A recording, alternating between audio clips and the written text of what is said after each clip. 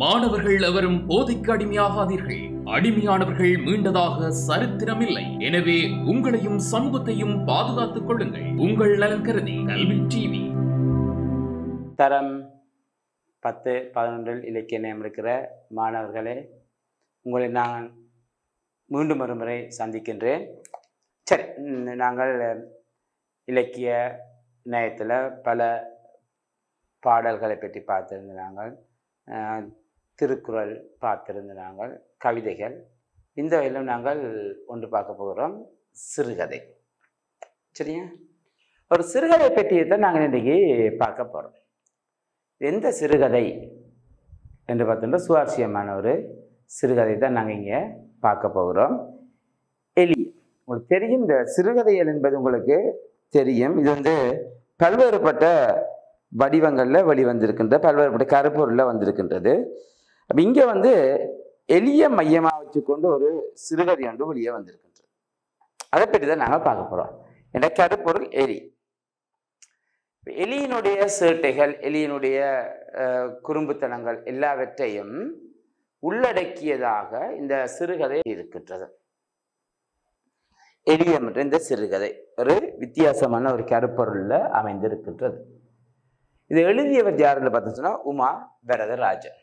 உமா வரதராஜனால் எழுதப்பட்ட ஒரு சிறுகதை எலிய. இவர் கிழக்கிழங்கை பாண்டிருப்பில் 1956 பிறந்தவர். என்ன, அதாவது கிழக்கிழங்கை பாண்டிருப்பு உங்களுக்கு தெரியும், மட்டக்களப்பு மாவட்டம், பாண்டிருப்பில் பிறந்தவர். 1956ஆம் ஆண்டு. சிறுகதை இலக்கிய விமர்சனம், திரைப்பட விமர்சனம், பத்தி எழுத்து, கவிதை, நாவல் என்று இவருடைய ஆளுமைகள் விரிவடைந்து செல்கின்றன. உச்சமாக வெளிப்படுவது என்ன, வெளிப்பட்டு கொண்டிருப்பது இவருடைய ஆளுமை. அதில் உச்சமாக வெளிப்படுவது சிறுகதை. என இவருடைய ஆளுமைகள் பல இருந்தாலும் இவருடைய தனித்துவமான ஆளுமையாக வெளிப்படுவது இந்த சிறுகதை என்ற வடிவமே ஆகும். ஈழத்திலும் தமிழகத்திலும் ஐரோப்பிய நாடுகள் சிலவற்றிலும் இருந்து வெளிவரும் பத்திரிகைகள், சஞ்சிகைகளில் இவரது படைப்புகள் வெளிவருகின்றன. இவரது சிறுகதைகள் ஜெர்மன், சிங்களம், ஆங்கிலம் ஆகிய மொழிகளில் மொழிபெயர்க்கப்பட்டும் இருக்கின்றது. சுமார் அவரது சிறுகதைகள் ஜெர்மன் மொழியிலேயும் ஆங்கிலம், சிங்கள மொழிகளிலேயும் மொழிபெயர்க்கப்பட்டு உள்ளன. இவர் தொலைக்காட்சி தொகுப்பாளராகவும் பணியாற்றி வருகின்றார். ஆறு உமா வரதராஜன் தொலைக்காட்சி தொகுப்பாளராகவும் பணியாற்றி வருகின்றார். உள்மன ஜாத்திரை என்ற இவரது சிறுகதை தொகுப்பு வடக்கு மாகாண சபையின் விருது பெற்றுள்ளது. என்ன, அப்போ இவருடைய உள்மன ஜாத்திரை என்ற இலக்கிய தொகுப்பு என்ற சிறுகதை தொகுப்பு தான் என்ன செய்கின்றது, வடகிழக்கு மாகாண சபையின் விருது பெற்றிருக்கின்றது. வடகிழக்கு மாகாண சபையின் விருதை பெற்றுள்ள ஒரு நூல் உள்மன ஜாத்திரை. அப்போ எலிகள் பற்றிய சித்தரிப்புகள் பல வடிவங்கள் அமைந்திருப்பதை காண முடியுது. பார்த்தா தெரியுமே உங்களுக்கு, எலிகளை பற்றி பல வடிவங்களான சித்தரிப்புகள் காணப்படுது. பொதுவாக எலி என்றால் எங்களுக்கு ஞாபகம் வர்றது சுரண்டல். அப்போ சுரண்டலின் குறியீடாகத்தான் நாங்கள் என்ன செய்யறாங்க, எலியை அடையாளப்படுத்தி இருக்கின்றோம். என்ன, சுரண்டலுக்குரிய குறியீடாக இந்த எலியை நாங்கள் அடையாளப்படுத்தி இருக்கின்றோம் நாங்கள். அப்படிப்பட்ட இந்த எலி உங்களுக்கு தெரியும், என்ன, பல திரைப்படங்களில் ஹீரோவாக கூட இருக்கின்றது. குறிப்பாக நிறைய திரைப்படங்கள் எலியை மையமாக வச்சு கொண்டு வெளிவந்திருக்கின்றன அவற்றினுடைய ஹீரோக்களாக. அதில் பொதுவாக மிக்கி மவுஸ், மின்னி மவுஸ்ன்றது உங்களுக்கு தெரியும், பிரபலமான ஒரு கார்ட்டூன் வடிவம். என்ன, இப்போ இப்படியான எலியை பற்றி பல்வேறுபட்ட சித்தரிப்புகளோடு இது வெளிவந்திருக்கின்றது நாங்கள் இங்கே காணக்கூடியதாக இருக்கின்றது. மிக்கி மவுஸ் என்ற கார்ட்டூன் எலி என்ன நகைச்சுவை உணர்வையும் புத்திசாலித்தனத்தையும் வெளிப்படுத்துகின்றது. இக்கதையும் எலி ஒன்றை மையமாக பற்றியே சுழல்கின்றது. பார்த்தீங்களா? அப்போ நான் சொன்ன மாதிரி நம்மளுக்கு ஏற்கனவே தெரியும், இந்த எலி உங்களுக்கு தெரியும் பல திரைப்படங்களில், கார்ட்டூன்களில் பிரதான பாத்திரமாக அது வெளிவந்திருக்கிறது உங்களுக்கு தெரியும். அப்போ ஆனாலும் என்ன, சுரண்டலின் குறியீடாகத்தான் நாங்கள் என்ன செய்ய முடியும், எலியை நாங்கள் பார்க்குறோம் நாங்கள். அப்போ அந்த இதை சற்று மாற்றி எலியினுடைய பற்றிய கருப்பொருளை மையமாக வச்சுக்கொண்டு இந்த சிறுகதை எழுதப்பட்டிருக்கின்றது உமா வரதராஜன் அவர்கள். இது பாருங்கள், நாங்கள் என்ன சிறுகதைக்குள்ளே போவோம். இது பெரிய ஒரு அளவான நல்ல சிறுகதை வாசிங்களா, சும்மா நகைச்சுவையாகவும் இருக்கும், அதே நேரத்தில் சிந்திக்க தூண்டுகின்ற தன்மையும் இதில் நிறைய இருக்கின்றது. ஏன்னா எலியலை பற்றி அந்த வர்ணிப்புக்குள்ளே வருகின்ற போது நிறைய விடயங்கள் நாங்கள் இங்கே சிந்திக்க வேண்டியதாக இருக்கின்றது, நாங்கள் இங்கே பார்க்கக்கூடியதாக இருக்கின்றது. சரி, அதை நீங்கள் இங்கே கவனித்துக் கொள்ளுங்கள். பாருங்கள், கொஞ்சம் பழைய வீடு தான், ஆனால் அது ஒரு அழகான வீடு. ஒருவர் வருகின்ற இந்த கதை சொல்லி தான் நீங்க சார், ஒரு கொஞ்சம் பழைய வீடு தான், ஆனால் ஒரு அழகான வீடு. பக்கத்து கொன்வென்றில் இருந்து வாத்தியமா சொல்லிக் கொடுக்கும் வாசகங்களை அப்படியே ஒப்புவிக்கும் பாலவர்களின் ஒருமித்த குரல் அடிக்கடி கேட்டுக்கொண்டே இருக்கும். பார்த்தீங்கன்னா வீடு பக்கத்தில் ஒரு கான்வென்ட் ஸ்கூல், அதில் என்ன அந்த ஆசிரியர்கள் படிப்பிக்கிறது, மாணவர்கள் ஒப்பிக்கொண்டு அப்படியே தெளிவாக கேட்கின்ற ஒரு அருகாமையில் ஒரு பாடசாலை ஒன்று இருக்கின்றது இருக்கு. வைத்தியசாலை வெகு கிட்டத்தில் இருந்தது. என்ன, வீட்டுக்கு கிட்டத்தில் வைத்தியசாலை ஒன்று இருந்தது. சந்தை கூட அவ்வளவு தூரத்தில் இல்லை. அப்ப சந்தையும் இருக்கின்ற, அது கூட அவ்வளவு தூரத்தில் இருக்கவில்லை.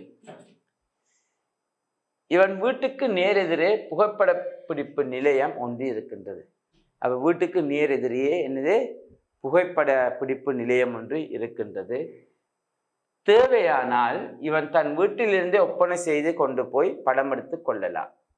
என்ன தேவையான தன் வீட்டிலே இருந்தே ஒப்பனை செய்து கொண்டு போய் வீட்டுக்குள்ள போய் அந்த படப்பிடிப்பு ஸ்டூடியோக்குள்ள போய் படம் எடுத்துக்கொள்ளலாம். அவர்களுடைய பவுடரையும் ஒல்லாந்தர் காலத்து அழுக்கு நிரம்பிய சீப்பையும் பாவிக்க வேண்டும் என்ற அவசியம் இல்லை. அங்கே இருக்க அந்த பவுடரையும் இந்த ஒல்லாந்தர் காலத்து சீப்பு அழுக்கு நிரம்பிய சீப்பையும் பாவிக்க வேண்டும் என்ற அவசியம் இல்லை.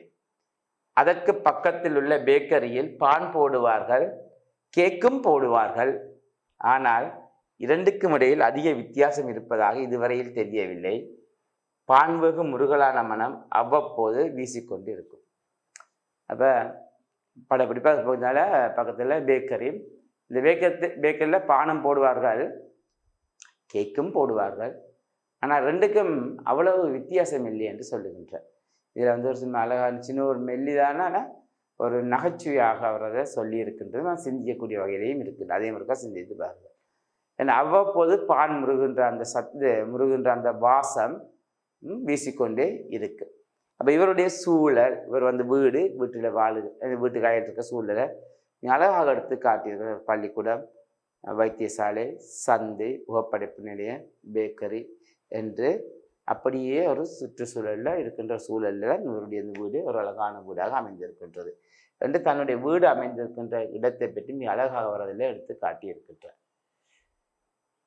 இவையெல்லாம் அந்த வீட்டுக்கு குடிவந்த அவனை சந்தோஷமடைய செய்தன. ஆனால் அந்த வீட்டில் எலிகள் இருக்கும் என்று அவன் கொஞ்சமும் எதிர்பார்க்கவில்லை. பாருங்கள், இதெல்லாம் அவனுக்கு அந்த வீட்டுக்கு அருகில் இருப்பவங்க சந்தோஷமாக என்ன தனக்கு தேவையானது என்ன அத்தியாவசியம் மருந்து இருக்கு, ஹாஸ்பிட்டல் இருக்குது, சாயப்பதற்கு தேவையான மரக்கறிகள் வாங்குவதற்கு பக்கத்து சந்தை இருக்கின்றது,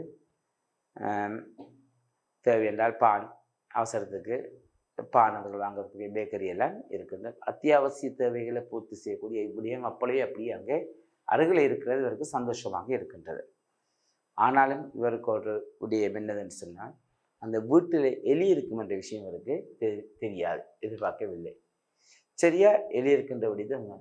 எலிகளை அவனுக்கு எப்போதுமே பிடிக்காது. இவனைப் போலவே எலிகளை பிடிக்காத ஒருவன் தான் உயிரியல் பயிற்சி வகுப்புக்கு எலிகளை வெட்டி ஆராயும் முறையை கொண்டிருக்க வேண்டும். எலிகளை மாத்திரமில்லை, பல்லி, கரப்பான் பூச்சி, பூரா, நத்தை எல்லாவற்றுக்கும் மேலாக மிக அவதியுடன் கழிப்பறைக்குள் நுழையும் போது வழிமறித்து கொண்டு பேந்த விழித்தபடி காத்து கொண்டிருக்குமே அந்த தேரை, இவற்றையெல்லாம் அவனுக்கு கண்ணில் காட்டவே கூடாது. என்ன பாருங்கள், அப்போ இவனுக்கு பிடிக்காத ஒருபடியே எலி. அப்போ தனக்கு அப்படி எலி பிடிக்காதான் தன்னை எலியே பிடிக்காத ஒருவன் தான் என்ன செய்கிறான், உயிரியல் பாடத்தில் வந்து இந்த பரிசோதனைக்காக எலிகளை பிடித்து வெட்டி பரிசோதனை செய்யலாம்ன்ற முறையை கொண்டு வந்திருக்கான் போல இருக்கும் என்று சொல்கின்றேன். அவனுக்கு எலிகள் மட்டுமல்ல, பல்லி, கரப்பான், பூரா, நத்தை இவற்றுக்கெல்லாம் மேலாக என்ன பேந்த முடித்து கொண்டிருக்கின்ற அந்த தேரை எதை கண்டான் அவனுக்கு பிடிக்காது. என்ன இவற்றுக்கு எல்லாத்தையும் கண்ணிலேயே காட்டக்கூடாது. அப்படியான ஒரு கேரக்டர் தான் இவர். எலி பிள்ளையாரின் வாகனம் என அம்மா அடிக்கடி சொல்லுவா. அதனால் எலியை துன்புறுத்துவது தெய்வ நிந்தனையா. ஆனால் பள்ளி நாட்களில் எலி வேண்டுமென உயிரியல் வாத்தியார் சொல்லியதை தெரிவித்த போது அம்மா மௌனமே சாதித்தார். அன்று மாமா என்னமாய் கஷ்டப்பட்டு எலியை பிடித்து தந்தார். என்ன அப்ப அம்மா அது எலியை என்ன பிள்ளையார வாகனம், ஆகவே எலியை துன்புறுத்தக்கூடாது, துன்புறுத்தினா அது எங்களுக்கு தெய்வ நிந்தனையாகும் என்று சொல்லி தருவார். ஆனால் ஒரு நாள் பாடசாலையில் உயிரியல் வாத்தியார் என்ன எலியை ஒன்றை பிடிச்சி கொண்டு வான்னு சொன்ன போது என் அம்மா பேசாமல் இருந்தார். ஆனால் மாமா இதை கஷ்டப்பட்டு எனக்கு ஒரு எலியை பிடிச்சு கொண்டு வந்து தந்தார். எதிர்காலத்தில் ஒரு பெரிய வைத்திய கலாநிதியாக ஆஸ்பத்திரி விராந்தையில் இவன் உலா வருவது போலவும் பின்னாளில் இவனுடைய ஸ்டெலஸ்கோப்பை ஏந்தியபடி தான் வருவது போலவும் மாமா எலியை அமுக்கி பிடித்த அந்த தருணத்தில் கனவு கண்டிருக்க கூடும். சொல்லுங்க என்ன அப்போ பாருங்கள், தன்னுடைய மாமா என்ன அவ்வளோ கஷ்டப்பட்டு பிடிக்க எதிர்காலத்து முன்னொரு வைத்தியராக வந்து ஆஸ்பத்திரி விராந்தால் நடந்து கொண்டு வருகின்ற போது என்ன தனது அவருடைய ஸ்டெலஸ்கோப்பை ஏந்தி கொண்டு பின்னால் வருவது போல மாமா கனவு கண்டு கொண்டிருப்ப. அப்போ உலக கனவோட என்ன கண்டிருக்கலாம் என்று சொல்லி அவன் தன்னுடைய கற்பனையை அங்கே எடுத்து காட்டியிருக்கின்ற என்ன என்றால் வெளியே பிடிக்கின்ற எதிர்காலத்தில் என்ன தன்னுடைய மருமகன் இப்படி வருவார் என்ற ஒரு கற்பனையாக சொல்லியிருக்கின்றார். எலிகள் என்றதுமே அந்த திருட்டு மொழிகள் தான் முதலில் மனதில் தோன்றுகின்றன.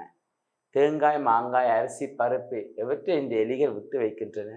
என்ன எலி என்றது எங்களுக்கு உடனே ஞாபகத்துக்கு வருது என்றால் அதில் மொழி. இங்கே எலியை பார்த்தா தெரியும் அப்படி நின்று பார்க்க முழிச்சு கொண்டிருக்கும். அப்போ அதான் ஞாபகம் அது விட்டு என்னத்தை தான் விட்டு தேங்காயை விட்டு வச்சுருக்கா, மாங்காய், பருப்பு, சீனி என்னத்தை தான் அங்கே விட்டு வச்சுருக்கோம், ஒன்றையுமே விட்டுக்குது. எல்லாத்தையும் அப்படியே இழுத்து போட்டு செய்து கொண்டு இருக்குங்க. அப்படி இல்லாத என்றுமே என்ன திருட்டுத்தனமான அந்த முழிக்கின்ற அந்த மொழிகள் தன்னை தான் செய்கிற அந்த வேலையினுடைய மொழிகளாகவே இருக்கின்றது. நேற்று வாங்கிய புத்தம்புதும் மனச்சவக்காரத்தை இன்று காணவில்லை. எலிக்கு எதற்கு மனச்சவக்காரம் என அவனுக்கு புரியவில்லை. ஒருவேளை எலிசாவுக்கு கொண்டு போய் சேர்க்காவிட்டால் முகத்தை திருப்பி கொள்ளுமோ என்ன, அதான் எலியின் மனைவியில காதலினும் பேசிட்டு என்ன பேர் எலிசாவாக இருக்கும் வேண்டும் என்று அவனுடைய ஊகம். அப்போ என்னது முந்தின நாள் ஒரு வாச ஷோ பண்ணி கொண்டு வாங்கி வச்சிருக்கேன் சவக்காரர், அடுத்த நாள் பார்த்தா காண இல்லை. என்ன அது எங்கே போச்சுன்னு தெரியவில்லை. அப்போ சில நேரத்தில் என்ன எலிதான் கொண்டு போயிருக்குமோ என்று ஒரு சந்தேகம். என்ன காணவில்லை என்று எலிகளுக்கும் அவனுக்கும் இடையில் யுத்த பிரகடனம் நேற்றிரவு ஏற்பட்டது. என்ன அப்போ எப்போ எலிகளை இவனுக்கு பிடிக்காமல் போனேன்னு சொன்னால் எலிகளுக்கும் இவனுக்குமான யுத்த பிரகடனம் மட்டும் நேற்றிரவு தான் ஏற்பட்டிருக்கின்றது. எப்போ என்ன லதா மங்கேஷ்கரின் மீரா பஜனையை அவன் நேற்றிரவு கேட்டு கொண்டிருந்தான். அது லதா மங்கேஷ்கருடைய என்ன குரலில் வந்த மீரா என்ன மீராவினுடைய பஜனைகள். என்ன மீரா என்பது உங்களுக்கு தெரியும், வட இந்தியாவில் வாழ்ந்தவர் வைணவ என்ன கிருஷ்ண பக்தை என்ன அவளால் பாடப்பட்ட பாடகர் மீரா பஜனை பாடகர். அவன் நேற்றிரவு கேட்டுக்கொண்டிருந்தான். MS சுப்புலட்சுமியின் மீரா பஜனைக்கும் இதற்கும் உள்ள பிரத்யேக விஷயங்கள் குறித்து அவன் தீவிரமாக யோசித்துக் கொண்டிருந்த போது தொப்பென்று ஒரு எலி கட்டிலில் விழுந்தது. அது வழி தடுமாறி அவனுடைய கால் வழியாக கடக்க முற்படுகையில் அவன் காலை உதறி கட்டிலின் மீதேறி துள்ளி குதித்தான். கட்டில் என்பதை தச்சர்கள் என்ன படுப்பதை உத்தேசித்தே செய்திருப்பார்கள். இவன் இவ்விதம் துள்ளி குதிப்பான் என முன்னரே தெரிந்திருந்தால் இன்னமும் பலமான மரத்தை கட்டில் செய்ய தச்சன் இவனுக்காக தேர்ந்தெடுத்திருக்க கூடும். கட்டிலின் குறுக்கு பலகை சட்டென்ற ஒளியுடன் சடசடவென்ற ஒளியுடன் முறிய அவனுடைய ஒற்றை கால் பள்ளத்தில் இறங்கி தரையை தொட்டது. கைகளை மெல்ல ஊன்றியவாறு வெகு பிரயாசையுடன் அவன் தன் காலை விடுவித்தான். முழங்கால் வலித்தது. தீக்குச்சி அளவில் முழங்காலில் இரத்த கீறல் ஒன்று. அப்ப நேற்று இருக்க அந்த எலிக்கும் இருக்கமான யுத்த பண்ணத்துக்கு காரணம் என்ன? ஏன் அந்த யுத்த பண்ணத்தை மேற்கொள்ள வலிக்கிட்டு என்ன கட்டில படுத்திருந்து கொண்டு லதா மங்கேஷ்கருடைய குரலில் ஒலித்து கொண்டிருந்த மீரா பஜனையை கேட்டுக்கொண்டிருந்தார்.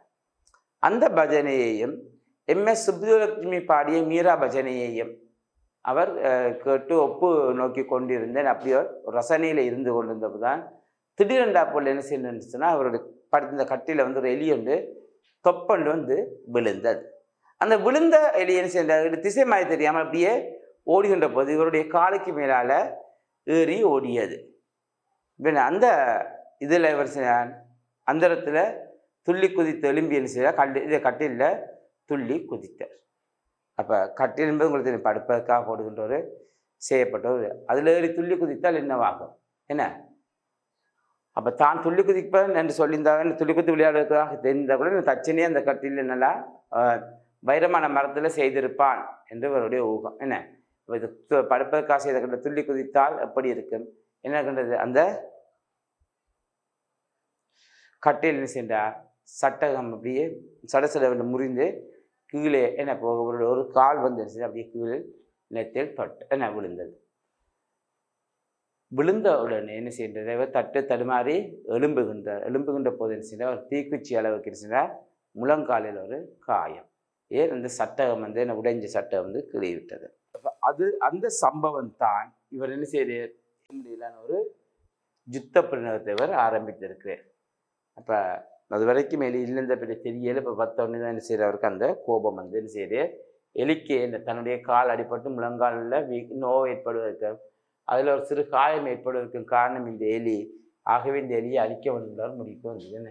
இந்த சம்பவத்தில் எலியை அவன் தன் மாபெரும் எதிரியாக பிறர்களிடம் செய்தான். தேரை, தவளை, பாம்பு, பள்ளி, ஊனான், பூரான், கரப்பான் இவற்றை பற்றி கூட அந்த அளவுக்கு அவன் கவலைப்பட்டதில்லை என்ன. அவற்றால் இந்த அளவு அவஸ்தையை அவன் அனுபவித்ததும் கிடையாது என்ன. அப்போ என்றால் அவனுக்கு எல்லாம் பிடிக்காது இருக்கு என்ன, பாம்பு, பள்ளி, தேரை, கரப்பான் இதெல்லாம் இருக்குது. ஆனால் அதை பற்றியெல்லாம் அவனுக்கு இப்போ கவனிக்க வேண்டியனால் இது அவனுக்கு எந்த வித அவஸ்தை அவனுக்கு பிடிக்காத, அவனுக்கு எந்த வித அவஸ்தையும் தந்ததில்லை. வெளிதான முதலில் அவருக்கு இந்த பெரிய அவஸ்தையை தந்திருக்கின்றது. ஆகவே அதனால் அவன் என்ன செய்ய எலிக்கிற எதிராக தன்னுடைய பிரயோகத்தை அவன் ஆரம்பித்து விட்டான். அவன் அனுபவித்த கிடையாதுனால இந்த யுத்த பண்ணத்தை எலிக்கு எதிராக சொல்லிவிட்டான். அவனது வீட்டின் பின்புறம் ஒரு பால் வளவி இருக்கின்றது. குட்டையாகவும் நெட்டையாகவும் பெட்டைகள் அங்குண்டு. இந்த வளவுக்குள் வெறுங்காலாயில் நடந்தால் உடைந்த போத்தல் ஓடுகளோ கரல் ஆணிகளோ முட்களோ காலில் சேதம் விளைவிப்பது நிச்சயம். குப்பை கொட்டும் பிரதேசமாக அயலவர்கள் அதை ஆக்கி வைத்திருந்தனர். அந்த வளவு மூலையில் ஒரு அனாதை கார் குப்புற கிடந்தது.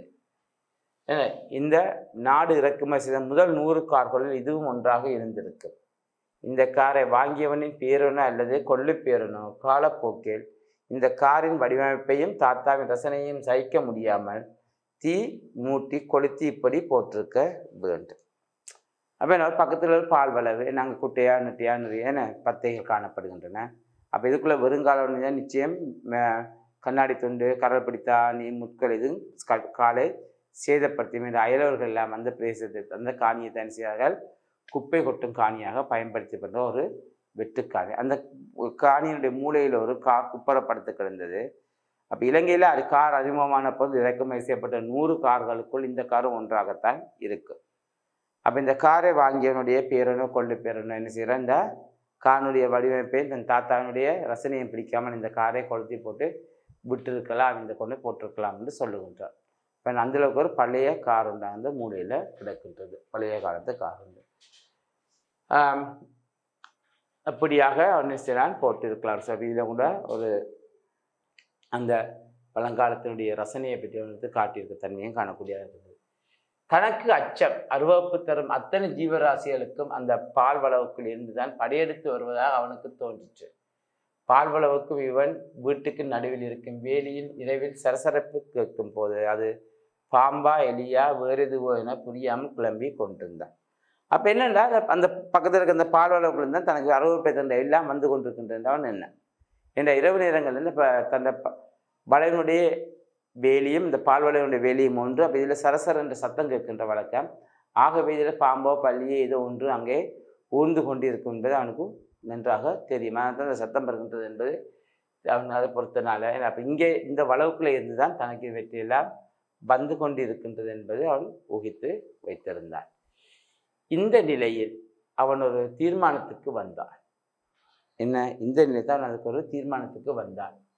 அவனுக்கு நல்ல ஞாபகம், பாட்டியுடன் அவன் இருந்த காலத்தில் அவள் ஒரு எலிப்பொறி வைத்திருப்பாள். பாட்டின் வீட்டு அறையில் அடுக்கப்பட்டிருக்க நெல் மூட்டைகளை தேடி வரும் எலிகளை எலிகள் இவனைப் போலவே பாட்டிக்கும் அந்த காலத்தில் பெரும் பிரச்சனையாக தந்தன. தேங்காய் துண்டை நறுக்கி எடுத்து நெருப்பில் சுடுவாள் பாட்டி. பின்னர் பொறியில் பொருத்தி விட்டு இவனும் பாட்டியும் தூங்க போவார்கள். இன்னும் எலிகள் ஒரு நாளும் அகப்படவில்லை. பொறியில் தேங்காய் துண்டு அப்படியே இருக்கும். ஒவ்வொரு நாளும் மூடையிலிருந்து கொட்டப்பட்டு சிதறி கிடக்கும் நெல்மணிகள் குறைந்த பாழாய் இல்லை. என்ன அப்போ என்ன நடக்கின்றது? தன் பாட்டியோட இருந்த காலத்தில் என்ன பாட்டி அந்த எலிகளை பிடிப்பதற்கு பொறி வைத்திருப்பாள். ஏன்னா பாட்டியின் அறையிலேருந்து அந்த நெல்மணிகளை இந்த எலி களவாடி கொண்டு போகிறது இரவில். ஆகவே இந்த எலியை பிடிப்பதற்காக பாட்டினா ஒரு தேங்காய் துண்டை வெட்டி எடுத்து அதை நெருப்பில் சுட்டு ஒரு வாசம் கொண்டு வரும். அந்த வாசத்துக்காக என்ன செய்வாங்கன்னா அந்த வாசத்தை அந்த தேங்காய் சட்டையை கொண்டு அந்த எலிப்பொறியில் மாட்டி விட்டு என்ன எலிப்பொறியை செட் பண்ணி வச்சுக்கிட்டு இவர் இந்த தேங்காய் சட்டை சாப்பிட வந்த இடத்துல வளமாக மாட்டி கொள்வது வழக்கம். ஆனால் பாட்டி அப்படி வைத்து விட்டு செல்வது வழக்கம். அங்கே எலி மாட்டுப்பட்டதற்கான சாத்தியப்பாடும் இல்லை. அதே நேரத்தில் அந்த மூடையில் இருந்த நெல்மணி குறைந்து கொண்டே தான் இருந்தது. அதுவும் குறைவது நின்ற பாட்டை காணவில்லை. அந்த அளவுக்கு அந்த எலி அவ்வளவு வேலை தூரம் அங்கே செய்து வைத்திருக்கின்றார். அவ்வளவு வேலையை தூரம் அங்கே செய்து வைத்திருக்கின்றது என்று இங்கே காணக்கூடியதாக இருக்கின்றது.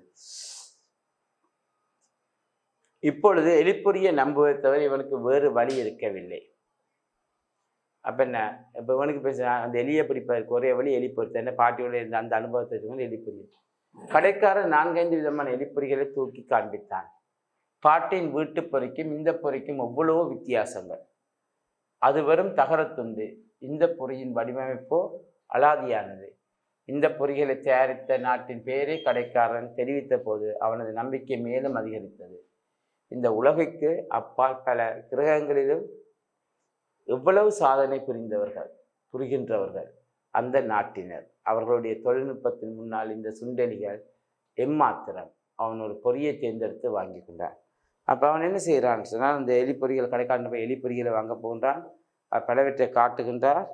ஆனால் தன்னுடைய பாட்டிக்கு காலத்தில் இருந்த அந்த எலிப்பொறிக்கும் பெருக்க எலிப்பொறிக்கும் எவ்வளவோ வித்தியாசம். அது மட்டும் இல்லாமல் இந்த எலிப்பொறியை செய்த நாட்டினுடைய பேரை அந்த கடைக்காரன் சொன்னோடனே இவருக்கு இன்னும் நம்பிக்கை வந்து. ஏண்டா அவர்கள் தான் இந்த உலகத்தை ஆளுகின்றவர்கள். தொழில்நுட்பத்தில் முன்னேறி பல்வேறு தொழில்நுட்ப வல்லுநர்களாக இருந்து கொண்டு என்ன இந்த உலகத்தை ஆட்டி படைக்கின்ற அவர்களுடைய அந்த கண்டுபிடிப்பு நிச்சயம் ஒரு சிறந்த கண்டுபிடிப்பு என்பது நல்ல நிச்சயம். அது என்ன இந்த சுண்டெலிக்கு என்ன மாத்திரமே அதை சுண்டெலிகள் அந்த பொறியில் இலகுவாக சிக்கிக்கொள்ளும் என்பது இவனுடைய எண்ணம். அதனால் ஒரு எலிப்பொறியை தேர்ந்தெடுத்து கொண்டு செல்கின்றார். பாட்டின் உத்தியை அவன் கையாளவில்லை. தேங்காய் துண்டுக்கு பதிலாக நெத்தலி கருவாட்டை சூடு காட்டி பொறியில் பொருத்தி வைத்தார். அவன் பாட்டின் உத்தியை கையாளவன் தேங்காய்க்கு பதிலாக நெத்தலி கருவாட்டை சுட்டு பொருத்தி வைத்தார். எலிகள் அதிக அளவில் புழங்கிய பிரதேசம் என கருதப்பட்ட இடத்தில் பொறி வைக்கப்பட்டது. வாய் திறந்து காத்திருக்கும் முதலை போல அது அப்போது தோன்றியது. அப்போ என்ன இருக்கின்றது? சரி கருவாட்டை சுட்டு வைத்து விட்டால் எலி எங்கு அதிகம் நடமாடும் என்று ஊகித்தான். அந்த பிரதேசத்தில் கொண்டே இந்த பொறியை வைத்தான். அது என்ன செய்து வாய் புலந்த ஒரு முதலை மாதிரி காணப்பட்டது. அந்த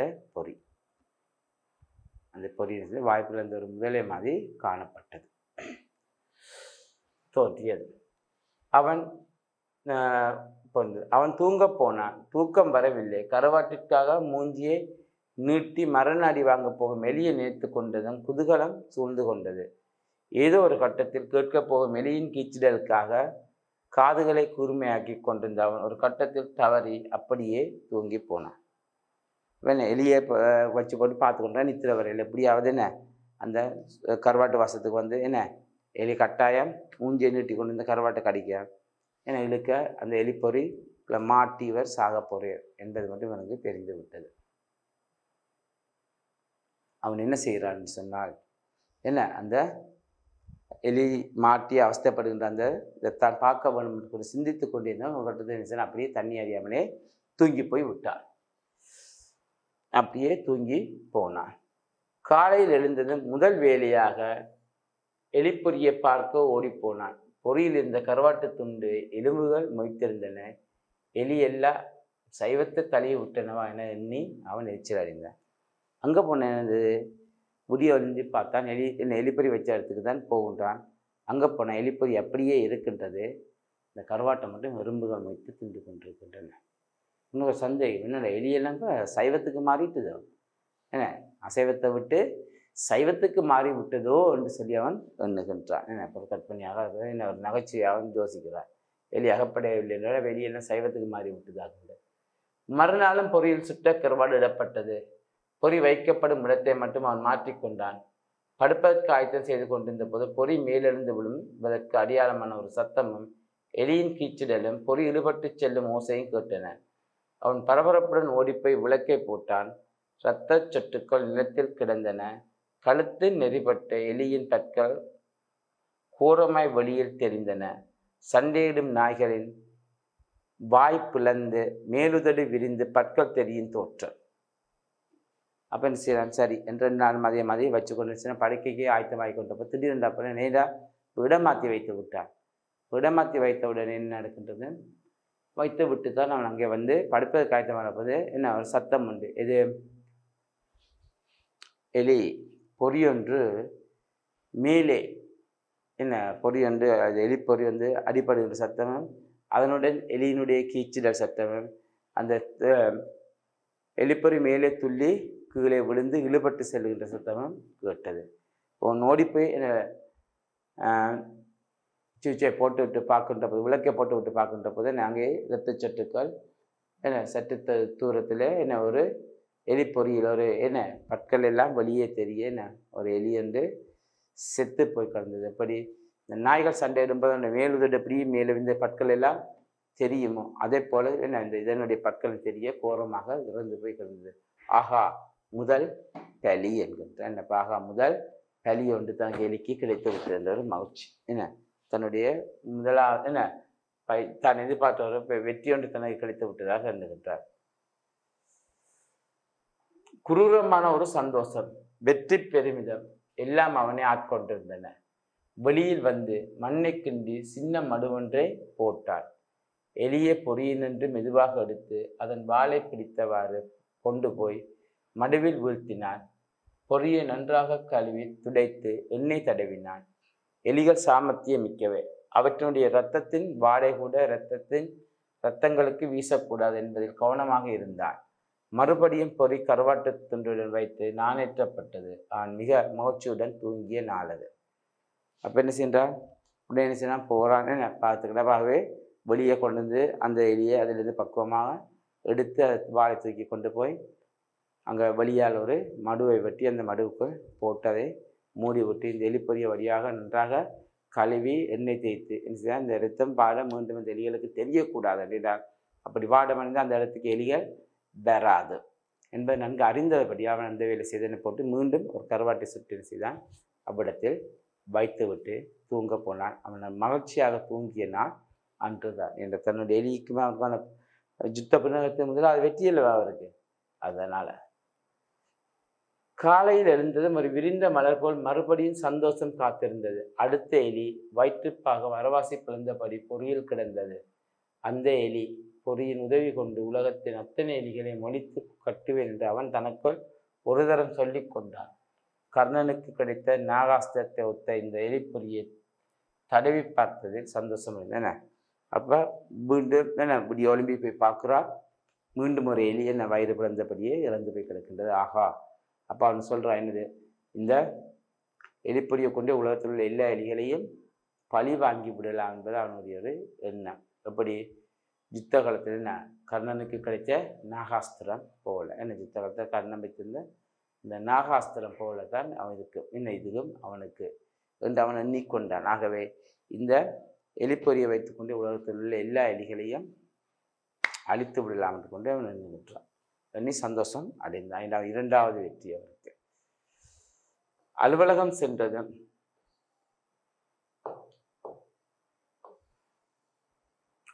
சென்றதும் கையெழுத்து கூட போட மறந்து அங்குள்ள நண்பர்களிடம் மகிழ்ச்சியாக சொன்னான். ஒரே இரவில் 2 எலிகள் க்ளோஸ் ஹாஹா என்ன அலுவலகம் செல்கின்றான். என்ன அலுவலகம் சென்று என்ன தன்னுடைய ஏற்கனவே அவங்க சொன்ன எலியாக தான் பற்ற துன்பத்தை பெற்றி, ஆகவே அதன் பிரகாரம் தான் செய்த வேலையால் 2 எலிகளே கொண்ட சந்தோஷமான விஷயத்தவன் ஆஃபீஸுக்கு போய் கையெழுத்து கூட போட இல்லை, சந்தோஷமாக சொல்லுகின்றார். என்ன அவர்கள் அவனை ஒரு விதமாக உற்று பார்த்தனர்.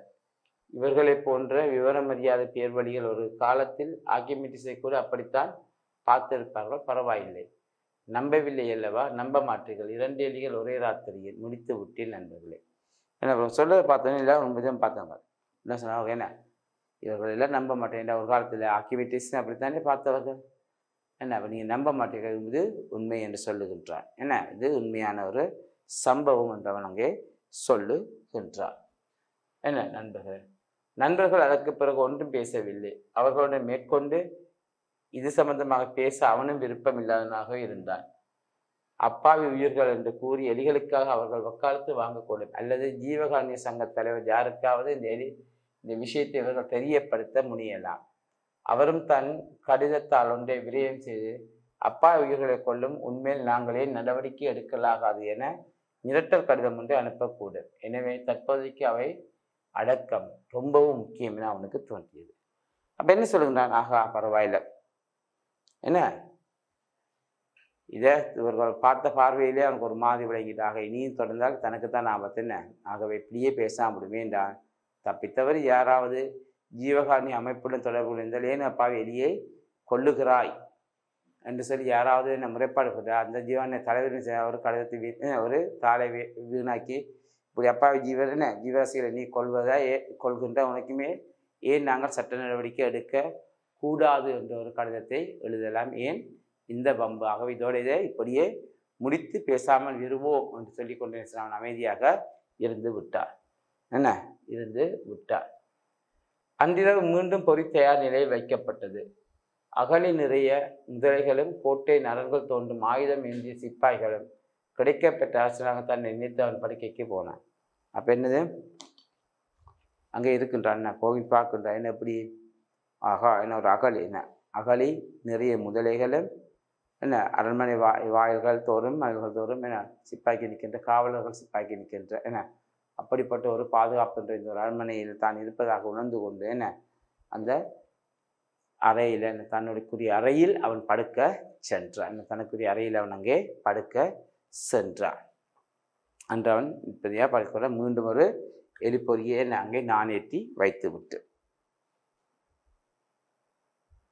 ஆனால் அன்று இரவு எதிர்பாராத இரு சம்பவங்கள் நடந்தன. ஒன்று, பின்னிரவில் கொஞ்சம் மழை பெய்தது. அந்த மழை சத்தத்தை கேட்டபடியே அவன் தூங்கி போனான். மற்றே சம்பவம் முக்கியமானது.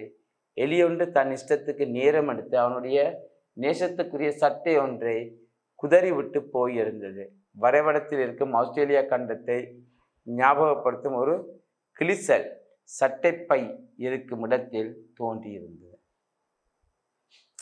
அன்று இரவு இரண்டு முக்கிய சம்பவங்கள் நடந்துக்கிறது. எலிப்பொறியவர் வைத்து விட்டு படுக்கப்படுறது. ஒன்று, நள்ளிரவு போல மழை பெய்தது. ஆகவே அந்த மழை பெய்த சத்தத்தை கேட்டுக்கொண்டே சிலர் தூங்கி விட்டான். இரண்டாவது சம்பவம், அன்று இரவு இவனுடைய ஆசைக்குரிய விருப்பத்துக்குரிய சட்டையை ஒரு எலி நேரம் எடுத்து நிதானமாக கடித்து குதறி விட்டு சென்றது. அது எப்படி இருந்ததுன்னு சொன்னால், அந்த சட்டை பைக்கு அருகில வரைபடத்தில் இருக்கிற ஒரு ஆஸ்திரேலியா கண்டத்தினுடைய அளவிற்கு அந்த கிளிசல் இருந்தது. முதல் நாள் 2 எலிகள் பலி. இப்பன்னு சொன்னால் 2ஆம் நாட்டு ஒரு எலி இவருடைய சட்டையிலேயே விளையாடி போய் விட்டது. ஆனால் அந்த பொறியியல் எலியை காணவில்லை.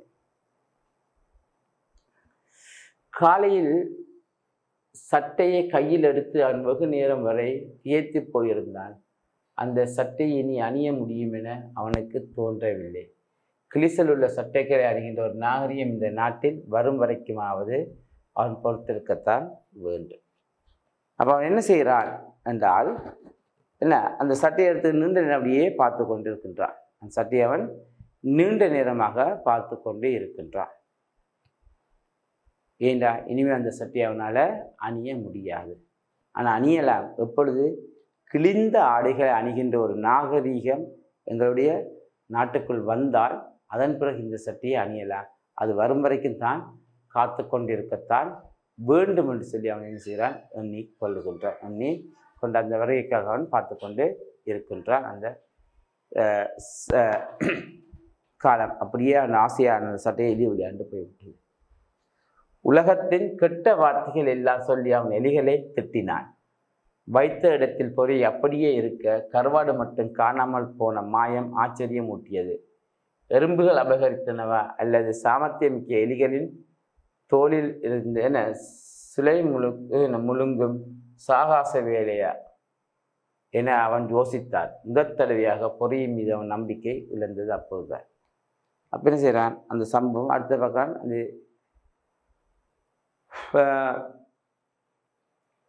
எலிப்பொறி அப்படியே இருக்கின்றது. ஆனால் என்ன, அதில் வைத்த கருவாடை மட்டும் காணவில்லை. சில நேரத்தில் எறும்புகள் அந்த கருவாடை கொண்டு போய் விட்டனவா, அல்லது தோளிற்கு அப்படியே சுளைமுழுங்குகின்ற சம்பவமாக எலிகள் மிகவும் சாமர்த்தியம் மிக்க ஏதோ ஒரு எலி அந்த கருவாடை சாமர்த்தியமாக எடுத்து சென்று விட்டதோ என்று அவன் யோசித்து கொண்டே இருந்தான். என்று அவன் யோசித்தபடியே இருந்தான். அவனுடைய நிலையாது. இப்பொழுது என்ன, முதல் தடவையாக என்ன, அவனுக்கு அந்த எலிப்பொறி மீதான நம்பிக்கை அற்று போகின்றது. எலிப்பொறி மீதான நம்பிக்கை அவனுக்கு அற்று போகின்றது. சரி, பாருங்கள், இந்த எலியம் என்ற அந்த சிறுகதையினூடாக என்ன எப்படி அவர் அந்த எலிகளுடைய தொல்லை, அந்த எலிகளை பிடிக்கிறதற்கு கையாண்டு இருக்கின்ற அந்த நுட்பத்தில் ஒன்றான அந்த எலிப்பொறியால் அவருக்கு ஆரம்பத்தில் கிடைத்த வெற்றியும், பிறகு அந்த எலிப்பொறி மீது அவருக்கு ஏற்பட்ட அவர் நம்பிக்கையும் இங்கே மிக அழகாக எடுத்து காட்டப்பட்டு இருக்கின்றது. சரி, நீ தொடர்ந்து நாங்கள் அதில் பார்ப்போம். அப்போ இதனால் அவருக்கு என்ன நடக்கின்றது என்று சொன்னால், அந்த இரண்டாவது தடவையில் என்ன அவருக்கு அந்த எலி கிடைத்தது. மூன்றாவது தடவையில் மீண்டும் என்ன அந்த கருவாடு காணாமல் போன உலகத்தில் இருக்க முள்ளுக்கட்ட வார்த்தையை பயன்படுத்தினால் எலிகளை திட்டுகின்றான். என்ன திட்டி போட்டு மட்டும் இல்லாமல் அந்த எலிப்பொறி மீதான தன் நம்பிக்கையை அவனுக்கு அற்று போகின்றது. இந்த செயற்பாட்டின் ஊடாக எலிகளின் தொல்லை குறித்து ஜாதகமாக கூறிய ஆலோசனை கேட்க வேண்டும் என அவனுக்கு இப்போது தோன்றியது. பக்கத்து வீட்டுக்காரனான லோரன்ஸை நாடுவதை தவிர அவனுக்கு வேறு வழி இருக்கவில்லை. லோரன்ஸ் இதை நாடுவதற்கு சில காரணங்கள் உண்டு. அப்போ இப்போ அவனுக்கு ஒரு சந்தேகம் வருகின்றது. என்ன, இப்போ இந்த எலி என்னென்று அழிக்கலாம், இது அழிப்பதற்கு ஜாட்டியாவது ஒரு ஆலோசனை கேட்க வேண்டும். யாரிடம் ஆலோசனை கேட்கலாம் என்று அவன் யோசிக்கின்ற போதுதான் பக்கத்து வீட்டுக்காரன லோரன்ஸ் அவருக்கு ஞாபகம் வருகின்றார். அதுக்கு காரணம் என்றால், லோரன்ஸை அவர் ஞாபகப்படுத்த காரணம் சொன்னால் அதுக்கு பல சம்பவங்கள் இருக்கின்றது. ஆகவே அந்த சம்பவங்களோட தொடர்புபட்டவர் லோரன்ஸ். அதனால் அவர்கிட்ட ஏதாவது நல்ல ஆலோசனைகள் வழங்குவார்னு சொல்லி அவரை எதிர்பார்த்து கொண்டு என்ன செய்கின்றார், அங்கே அவரிடம் கேட்கலாம் சொல்லி முடிவுக்கு வருகின்றார். லோரன்ஸ் கோழிகளை சத்தமில்லாமல் அமுக்குவதில் அதிதிறமைசாலி. அப்போ அவருடைய முதலாத்திரம் என்னது, லோரன்ஸ் இந்த கோழிகளை சத்தமில்லாமல் இரவில் அமுக்குவதிலோ மிகப்பெரிய சாமர்த்தியசாலி. இரவில் மரக்கரைகளில் தங்கிவிடும் கோழிகளை எந்தவித சத்தமும் இல்லாமல் கைப்பற்றுவது எப்படி என்பது ஒரு தடவை அவர் காட்டி தந்திருக்கிறார். பொந்துக்குள் உடும்பொன்று ஒரு நாள் போய் புகுந்து கொண்டது. உடும்பின் வாளை மாத்திரம் வெளியே எடுத்து சுழற்றிய வேகம் அற்புதம். மறுகணம் நிலத்தில் முகம் மோதி அவருடைய கையிலிருந்து விழுந்தது உடும்பு. கூடுமானவரை அவருடைய வேட்டை அனுபவங்களை கேட்பதை அவன் தவிர்த்தே வந்திருக்கின்றார்.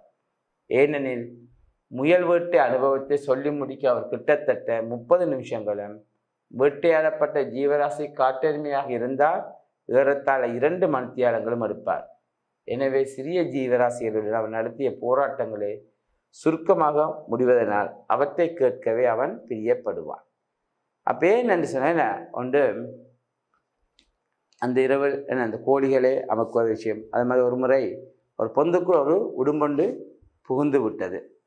உங்களுக்கு தெரியும் உடும்பு பிடி எப்படி, உடும்பு பிடித்தால் பிடிவிட. ஆனால் அந்த உடும்பை கூட அந்த வாளை பிடித்து ஒரு சுழற்றிய வேகத்துடன் எடுத்தபடியே போட்டது. அதோடைய அந்த பொந்துக்குள்ளிருந்து வெளியே வந்து அந்த உடும்பின் முகம் அந்த நிலத்தில் மோதுண்டது மட்டுமே அவர் பார்த்த ஒரு அனுபவம். என்ன அதோட சரி எப்படி அந்த உடும்பை மிக அழகாக அவர் வெளியே அந்த பொந்துக்குள்ளிருந்து வெளியே எடுத்து, இப்படி பல வேட்டை அனுபவங்களை கொண்டிருந்தவர் தான் இந்த லோரன்ஸ்.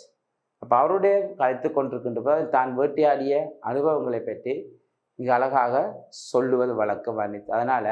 ஆனால் அவர் சொல்லுகின்ற நேரத்தை கேட்டோடு அவர் என்ன செய்வான், அவருடைய அந்த வேட்டை அனுபவங்களை கேட்க விரும்புவதில்லை, தவிர்ப்பான் கூடுதலாக. ஏன்றால் வேட்டையாடின ஒரு முயலையே வேட்டையாடினால அந்த வேட்டையாடி இந்த விதத்தை சொல்லி முடிப்பதற்கே 30 நிமிடம் ஆகும்.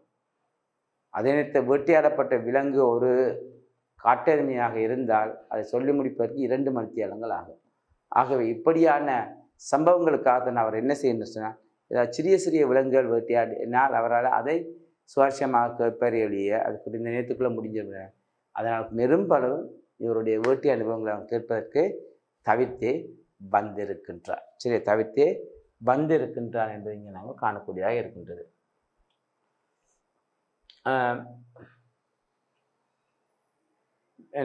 லோரன்ஸ் மறையிறச்சி கொண்டு வருவதாக கூறி கடந்த 2 வருடங்கள் ஆகின்றன. தன்னுடைய பற்கள் உதிர்ந்து பொக்கை விழுந்த பின்னராக தான் வேட்டையாடிய மறையை கொண்டு சேர்த்து விடுவார் என அவன் நம்பிக்கை வைத்திருந்தான்.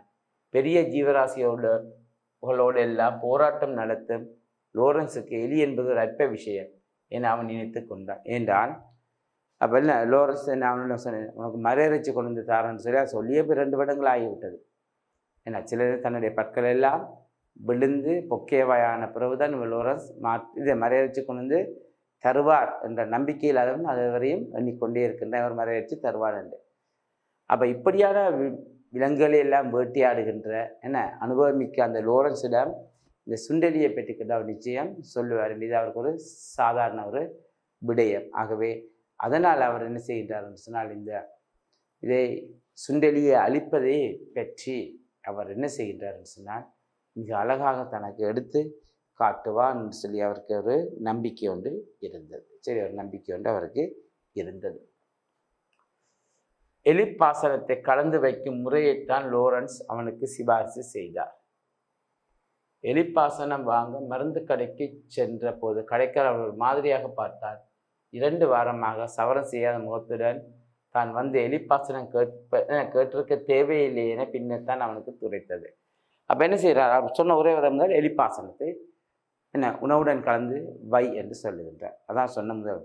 ஊனம் என்ன செய்கிறார்? எலிப்பாசனம் அங்கே கடைக்கு செல்கின்றார்.